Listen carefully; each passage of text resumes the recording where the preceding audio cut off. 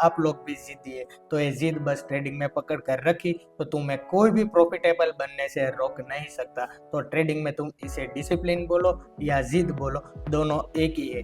अगर मान लो तुमने कोई ट्रेड लेने का प्लान किया, इन simple risk to reward follow किया, चाहे स्टॉप लॉस आए चाहे टारगेट आए, बस तुम शांति से बैठकर देख रहे हो, तो ये एक जिद्दी है। बस इतना सा ही करना है और कुछ तामझाम नहीं है। मैं भी पहले यही करता था, चलो मार्केट ऊपर जा रहा है तो बाय कर लिया, थोड़ा बहुत प्रॉफिट मिल गया तो तुरंत एग्जिट कर लिया एंड बड़े लॉसेस होल्ड करके बैठ जाता था कि इस होप में कि चलो यहाँ से ऊपर जा सकता है, ऊपर जा सकता है। तो उसी कारण मुझे भी बड़े लॉसेस देखने को मिले थे।